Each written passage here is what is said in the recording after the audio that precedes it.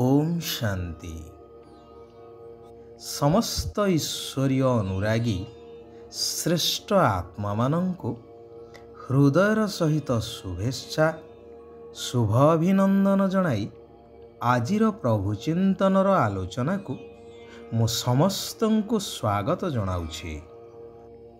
भगवान बा ईश्वर हेउछन्ति सारा विश्वर बा जगतर पिता। तेणु तांकर प्रत्येक मत ही जगत कल्याण पाई ही हुई थाए। तेबे एहाकु आमे सेतेबेले उपलब्धि करि परिबा जेतेबेले एहार वास्तविक अर्थ को बुझी परिबा एवं निजर कर्तव्य रे लगी परिबा। सेथिपाई धैर्य एवं अपेक्षार आवश्यकता रही। सुंदर कहानीटे जहा एही ईश्वरंकर श्रेष्ठ मत उपरे आधारित। जणे राजा थिले, जेपरि न्यायवंत सेहीपरि ईश्वर विश्वासी एवं समस्तंकर प्रिय पात्र मध्य। सेथिपाई अनेक पड़ोसी राज्य तांकु सर्वदा समर्थन करिवा सहित आवश्यकता समय रे मित्र भली समस्त प्रकार सहायता करुथिले। जेउ कारणरू तांको राज्य उपरे आक्रमण करिवार साहस तो दूरर कथा चिंता मध्य करुनथिले। किंतु राजांकर केते जण दक्ष कर्मचारी थिले, जेउ माने तो दक्ष हेले बहुत स्वार्थी थिले। तेणु सर्वदा निज कथा को प्राधान्य देवा पाई चाहुथिले एवं ताहा कौनसी कारणवशत होई न पारिले असंतुष्ट रहुथिले।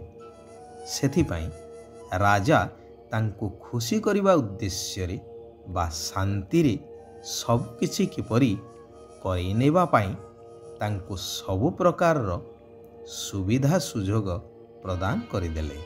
एहार फायदा नहीं से माने धीरे धीरे राजांको उपरे हावी हेबाकु लागिले एवं मंत्रणा कले कि किपरि राजांको ठारू एई राजगादी को छड़े नेबार। सेथिपाई योजना मध्य प्रस्तुत कले कि निशार्धरे राजांको शयन कक्ष को जाई तांको निभृतरे हत्या करी राज्य प्राप्त करिबा पाई। दैनंदिन भली राजा शयन कक्ष को गला बेले देखिले केही तांको अनुसरण करुछि।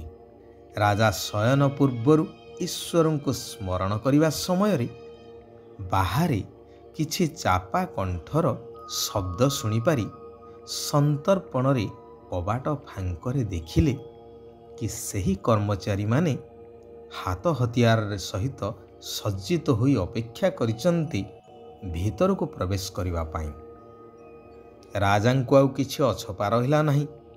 तेणु से शयन कक्षर गुप्त सुडंग देई बाहरी गले एवं जीवा पूर्वरु सेजकु एभली भावरे सजेइले जेपरि लागिबो जणे केही सोइछि घोड़ी घाड़ी होई एवं सीधा से जाई जंगल रे पहुंचिले।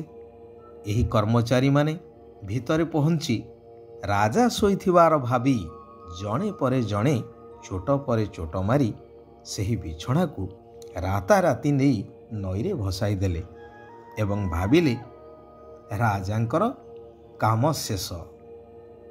परदिन राजा निखोज हो जिबार खबर प्रचारित हो गला एवं राजा न मिलिबा पर्यंत एमाने चक्रांत करी राजसिंहासन संभाळिबार दायित्व को नहीं गले। सेपटे राजा अन्य एक पड़ोसी मित्र राज्य रे पहुंची सबु कथा कही सेठारे रहिबाकु लागिले। से राज्य मध्य एई न्यायवंत राजांकर सुपरामर्शक्रमे आहुरी समृद्ध हेबाकु लागिला। किछि दिन बीतीगला। राजा नथिबार जानी पारी शक्तिशाली शत्रु राजा आक्रमण करी तथाकथित से कर्मचारी मानंकु हत्या कले एवं से राज्य को अधिकार करिनेले। राजा एही संवाद पाइबा परे समस्त मित्र राजांक सहयोग रे ଶତ୍ରୁ ରାଜା ଉପରେ ଆକ୍ରମଣ କରି ନିଜ ରାଜ୍ୟକୁ ମୁକୁଳେଇଲେ। ଶତ୍ରୁ ରାଜା ନିଜର ଭୁଲ ବୁଝି ଅନୁତପ୍ତ ହେଲେ ଓ ଏହି ରାଜ୍ୟର ପରମ ମିତ୍ର ପାଲଟିଗଲେ। ଏଥର ରାଜା ପୁନଃ ଆହୁରି ସମୃଦ୍ଧ ହୋଇ ରାଜ୍ୟ ଶାସନ କରିଚାଲିଲେ ନିଷ୍କଣ୍ଟକରେ। ଏତେ ସବୁ ଘଟଣା ଘଟିବା ପରେ ମଧ୍ୟ ପ୍ରତ୍ୟେକ କଥାରେ ରାଜା କହୁଥିଲେ, ଈଶ୍ୱରଙ୍କର ସେହି ମହାବାକ୍ୟକୁ ଦୋହରାଉଥିଲେ, ଯାହା ବିତିଗଲା ଭଲ, ଯାହା ହେଉଛି ଭଲ, ଆଗକୁ ଯାହା ହେବ ଈଶ୍ୱର ତାହା ଆହୁରି ଭଲ ପାଇଁ କରିବେ। ଏହା ମଧ୍ୟ ପ୍ରମାଣିତ ହୋଇଗଲା। ଯଦି ସେ କର୍ମଚାରୀଙ୍କୁ ସୁଯୋଗ ଦେଇନଥାନ୍ତେ, ଶତ୍ରୁ ରାଜା ତାଙ୍କ ସହାୟତାରେ ରାଜାଙ୍କୁ ହତ୍ୟା କରିଥାନ୍ତା। ତେଣୁ ଏହା ଭଲ ହେଲା। ସେ ମିତ୍ର ରାଜ୍ୟରେ ରହିବା ଦ୍ୱାରା ସେମାନଙ୍କର ଉନ୍ନତି କରାଇବା ସହିତ ନିଜର ସମ୍ପର୍କ ମଧ୍ୟ ଆହୁରି ମଜବୁତ କରାଇପାରିଲେ। ଏହା ମଧ୍ୟ ଭଲ ହେଲା। ଶେଷରେ ଶତ୍ରୁ ରାଜା ପରାଜିତ ହେଲେ ଏବଂ ସଦାକାଳ ପାଇଁ ମିତ୍ର ହୋଇଗଲେ। ଏହା ମଧ୍ୟ ଆହୁରି ଭଲ ହେଲା। ରାଜା ଏହାର ମହତ୍ତ୍ୱକୁ ବୁଝିଥିବାରୁ ଧୈର୍ଯ୍ୟ ଧରି ଏହାର ସମ୍ମୁଖୀନ କରିପାରିଲେ। ଠିକ୍ ସେହିଭଳି ଏବେ ଭଗବାନ କହୁଛନ୍ତି, ଏକମାତ୍ର ଈଶ୍ୱରଙ୍କର ମତ ହିଁ ଶ୍ରେଷ୍ଠ ମତ ଅଟେ। ଯେଉଁ ମତ ଉପରେ ଚାଲିଲେ ହିଁ ତୁମେମାନେ ସଚ୍ଚା ସୁନା ହୋଇଯିବ, ନିଷ୍କଣ୍ଟକ ହୋଇଯିବ। ଦୁନିଆର ଆଉ ସବୁ ମତ ଅସତ୍ୟ କରିଦେଇଥାନ୍ତି, କାରଣ ବର୍ତ୍ତମାନର ଦୁନିଆ କେବଳ ସ୍ୱାର୍ଥରେ ହିଁ ବନ୍ଧା। ଜ୍ଞାନସାଗର ଭଗବାନଙ୍କର ଗୋଟିଏ କର୍ତ୍ତବ୍ୟ ରହିଛି, ଯାହା ଅନ୍ୟ କୌଣସି ମନୁଷ୍ୟ ଆତ୍ମାମାନଙ୍କ ଭିତରେ ନାହିଁ।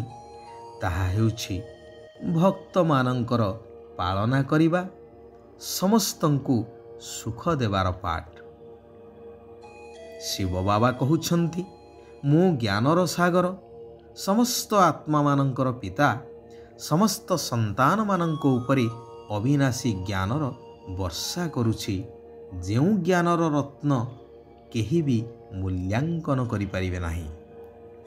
ମୁଁ ମୁକ୍ତିଦାତା ଆତ୍ମିକ ପଣ୍ଡା ହୋଇ ତୁମ ଆତ୍ମାମାନଙ୍କୁ ଶାନ୍ତିଧାମ ଘରକୁ ନେଇଯାଉଛି। ଏସବୁ ମୋର ହିଁ କର୍ତ୍ତବ୍ୟ ଅଟେ। ମୁଁ କାହାକୁ ଦୁଃଖ ଦିଏ ନାହିଁ। ସେଇଥିପାଇଁ ସମସ୍ତେ ମୋତେ ନୟନରେ ରଖିଥାନ୍ତି, ଅର୍ଥାତ୍ ଶ୍ରଦ୍ଧା କରିଥାନ୍ତି। ପାଞ୍ଚ ବିକାର ରୂପୀ ରାବଣ ମହାଶତ୍ରୁ ଦୁଃଖ ଦେଇଥାଏ। ସେଥିପାଇଁ ତାର କୁଶପୁତ୍ତଳିକାକୁ ପ୍ରତିବର୍ଷ ଜଳେଇଥାନ୍ତି। ଏବେ ଶିବ ବାବା କହୁଛନ୍ତି, ଶରୀର ଏବଂ ଆତ୍ମା ଉଭୟଙ୍କୁ ପବିତ୍ର କରିବା ପାଇଁ ଏହି ପୁରୁଣା ଶରୀର ସହିତ ସବୁ କିଛି ଭୁଲିଯିବାକୁ ହେବ। ଦେହ ସହିତ ବାବାଙ୍କ ଉପରେ ପୁରା ବଳି ଚଢ଼ିବା ବା ସମର୍ପିତ ହୋଇ ମହାଦାନୀ ହେବାକୁ ପଡ଼ିବ। ବାବାଙ୍କର ଶ୍ରୀମତରେ ଚାଲି ବେହଦର ସୁଖ ଅନୁଭବ କରିବାକୁ ହେବ। ଏହି ଶୁଦ୍ଧ ଲୋଭ ରଖିବାକୁ ହେବ, ଯାହାଦ୍ୱାରା କି ସାରା ବିଶ୍ୱ ସୁଖୀ ହୋଇପାରିବ। ବାକି ବିନାଶୀ ଅଶୁଦ୍ଧ ଲୋଭକୁ ତ୍ୟାଗ କରିବାକୁ ହେବ। ଭଗବାନଙ୍କର ବରଦାନ ହେଉଛି କି ଅମୃତ ବେଳାର ମହତ୍ତ୍ୱକୁ ଜାଣି ମହାନ ହେଉଥିବା ବିଶେଷ ସେବାଧାରୀ ହୁଅ। ସେବାଧାରୀ ଅର୍ଥାତ୍ ସର୍ବଦା ଆଖି ଖୋଲିବା ମାତ୍ରକେ ବାବାଙ୍କ ସାଥିରେ ରହି ବାବାଙ୍କ ସମାନ ସ୍ଥିତିର ଅନୁଭବ କରିପାରୁଥିବ। ଯେଉଁମାନଙ୍କୁ ଅମୃତ ବେଳା ବା ବ୍ରାହ୍ମ ମୁହୂର୍ତ୍ତର, ସଂକଳ୍ପର, ସମୟର ଏବଂ ସେବାର ମହତ୍ତ୍ୱ ଜଣାଅଛି, ସେହି ଆତ୍ମାମାନେ ନିଜେ ମଧ୍ୟ ମହାନ ହୋଇଥାନ୍ତି ଏବଂ ଅନ୍ୟମାନଙ୍କୁ ମଧ୍ୟ ମହାନ କରାଇବାର ସେବା କରିଥାନ୍ତି। ଜୀବନର ମହାନତା ହେଲା ସତ୍ୟତାର ଶକ୍ତି, ଯାହା ପାଖରେ ସବୁ ଆତ୍ମାମାନେ ଆପେ ଆପେ ମୁଣ୍ଡ ନୁଆଇଥାନ୍ତି। ଆଚ୍ଛା, ଓମ୍ ଶାନ୍ତି, ଓମ୍ ଶାନ୍ତି। ओम शांति।